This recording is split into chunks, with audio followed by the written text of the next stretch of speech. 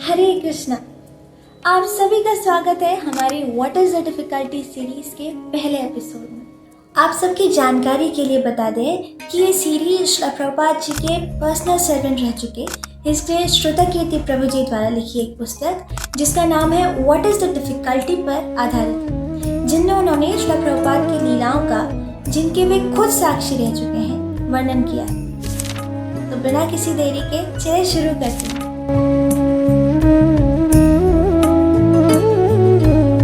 तो हुआ कुछ ऐसा था कि कार्तिक का पावन महीना चल रहा था और श्रील प्रभुपाद दिल्ली की एक फ्लाइट में बैठे हुए थे। उस समय श्रुतकीर्ति प्रभु जी प्रभुपाद के पर्सनल सर्वेंट थे। तो प्रभुपाद ने उनसे कहा, तुम भक्ति रसामृत सिंधु से पढ़ना और मैं उस पर प्रवचन दूंगा, उसकी व्याख्या करूंगा।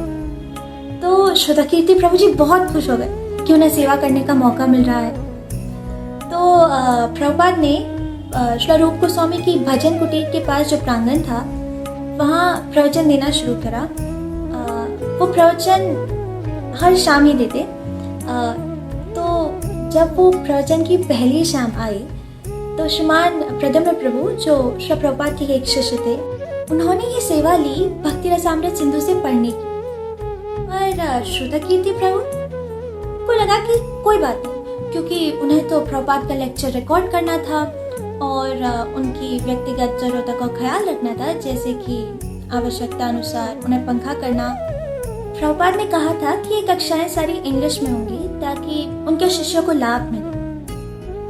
पर श्रुतकीर्ति प्रभु ने देखा कि कक्षा में ब्रजवासी भी बैठे थे जिन्हें अंग्रेजी नहीं आती, मगर केवल क्योंकि एक महान संत का संग करने को मिल रहा था इसलिए वे कक्षा में बैठे थे। तो शाम थी, अंधेरा होने में अभी वक्त था।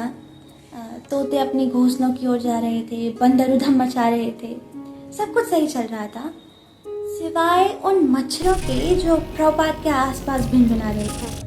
तो श्रुतकीर्ति प्रभु ने जब ये ऑब्जर्व किया तो उन्हें लगा कि ये अच्छा अवसर है प्रभुपाद की सेवा करने के लिए। तो उन्होंने पंखा उठाया और वो प्रभुपाद को पंखा करने लगे और अपने आप को पुजारी और प्रभुपाद को साक्षात विग्रह समझने लगे।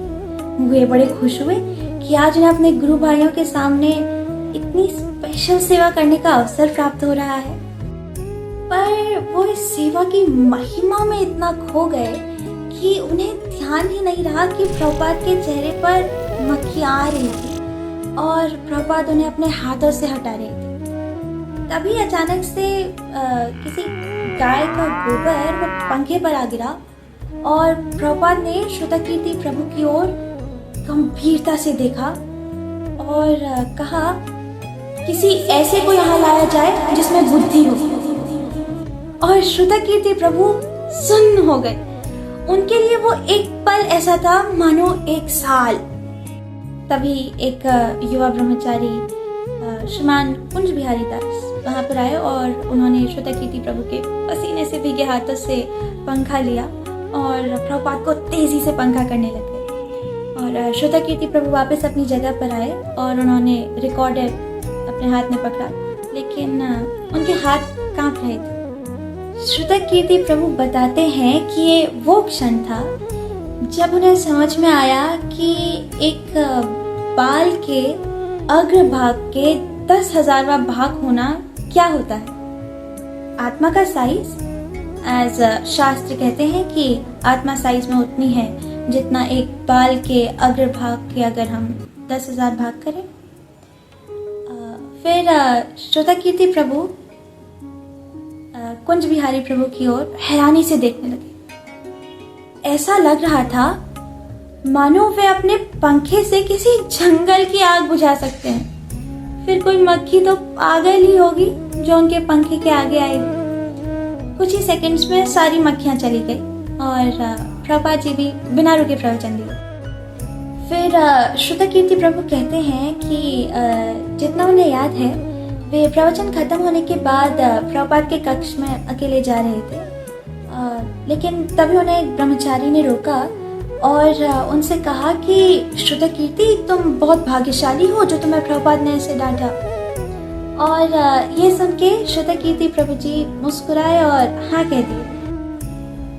मानो वे खुलकर नहीं हंस रहे थे। आगे श्रोता कीर्ति प्रभु कहते हैं कि ये पहली बार था जब प्रभुपाद ने मुझे सबके सामने डांटा और मेरे लिए स्वीकार करना काफी कठिन था। वे इतने दयालु थे कि उन्होंने मेरा झूठा गर्व काट डाला और उन्होंने ऐसी दया मुझ पर बार बार कई सालों तक दिखाई और उन्हें ऐसा करते भी रहना चाहिए। आखिर मैं आज तक इतनी साधारण सी बात नहीं समझ पाया कि मैं बेवकूफ नंबर 1 हूं और वे मुझे ये समझाते रहते थे कि कैसे ये सेवा उनके आनंद के लिए थी, मेरे आनंद के लिए नहीं। हालांकि ये प्रभु जी की विनम्रता है कि वे अपने आप को ऐसा कह रहे हैं, क्योंकि हम सब जानते हैं कि प्रभु जी प्रभुपाद के कितने अच्छे सेवक हैं। और अगर नहीं जानते तो आप जान जाएंगे हमारी सीरीज के माध्यम से। पर यहाँ सोचने वाली बात ये है दोस्तों कि हम कितने बड़े बेवकूफ हैं। क्या हम भी सेवा इसी भाव से करते हैं कि हमें आनंद आए या गुरु को, कृष्ण को आनंद आए? अपने विचार कमेंट बॉक्स पर जरूर बताइएगा। अगर वीडियो पसंद आई हो तो लाइक कीजिए, अपने दोस्तों के साथ शेयर कीजिए और आने वाली वीडियोस के लिए सब्सक्राइब करें हमारे चैनल ज्ञान का वेद। हरे कृष्ण।